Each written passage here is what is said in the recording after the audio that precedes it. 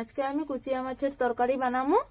তো অনুরোধ রইল সম্পূর্ণ ভিডিওটা স্কিপ না করে দেখার। যদি আমাদের এই ভিডিওটা ভালো লাগে তাহলে লাইক শেয়ার সাবস্ক্রাইব করে দিবা। আর চলো এখন ভিডিওটা আরম্ভ করি।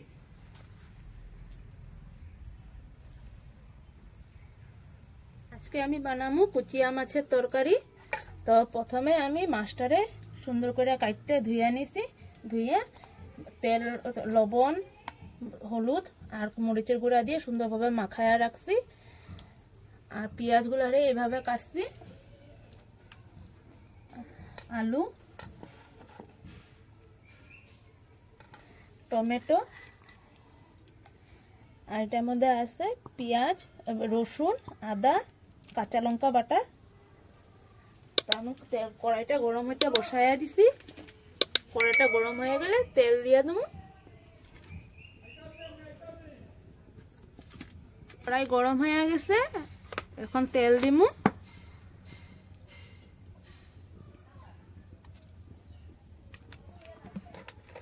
তেলটা কড়াইয়ের চারদিকে লাগাই নিব। মাছগুলো যেহেতু ভাজুন ভালোভাবে তেলটারে গরম করুন।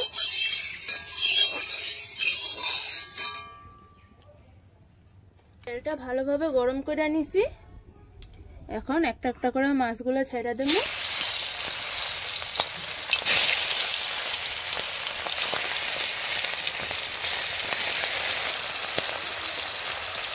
মাছগুলারে সুন্দর করে লাল লাল করে ভাজা করুন।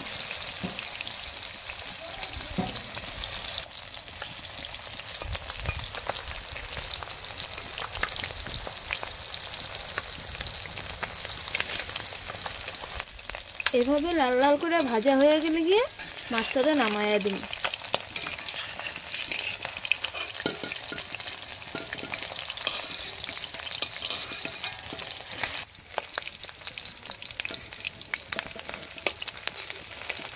এখন আমি আলুগুলারে সুন্দরভাবে লাল লাল করে ভাজা নেব।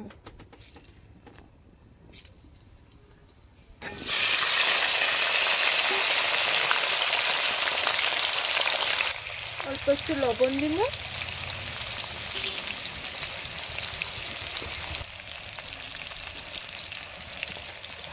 অল্প মরিচের গুঁড়া দিব কালারের জন্য। ভালোভাবে মিশিয়ে নেব মশলাগুলো।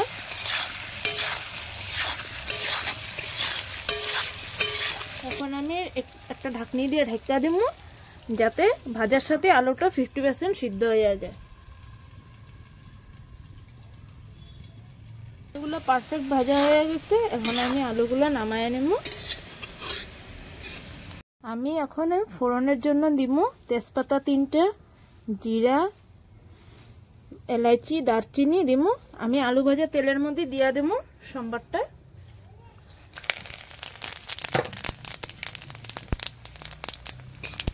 আমি যে পেস্ট করছি আদা রসুন আর কাঁচা লঙ্কা বাটা এটা দিয়ে দেব।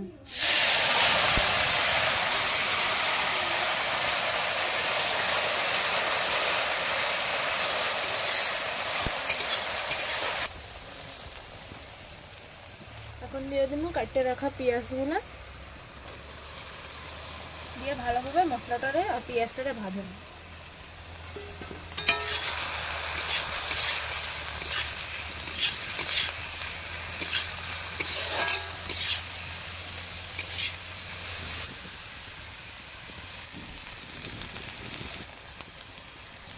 পেঁয়াজগুলো এইভাবে ভাজা হয়ে গেলে গিয়ে কাটতে রাখা টমেটোগুলো দিয়ে দেব।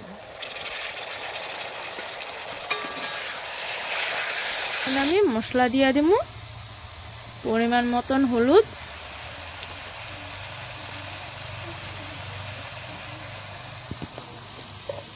জিরা ধনিয়ার গুঁড়া,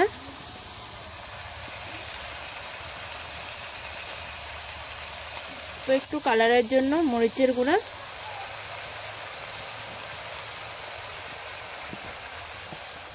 আর স্বাদ মতন লবণ।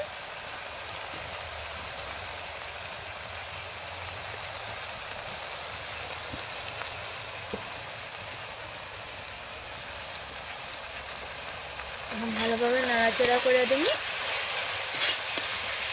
হালকা একটু জল দিয়ে কিছুক্ষণ সময়ের জন্য ঢাকা দেব।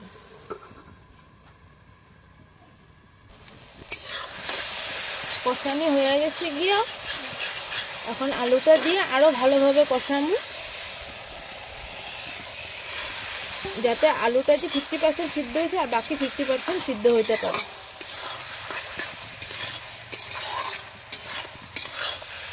মশলার থেকে খুব সুন্দর তেল ছাড়ছে, তো এখন আমি জল দিয়ে দিব।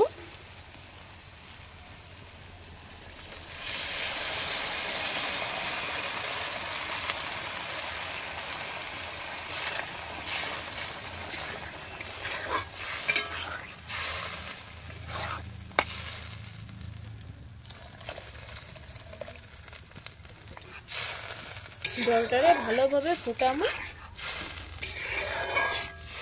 আমি ভাজা রাখা মাছগুলা দিয়া দেব।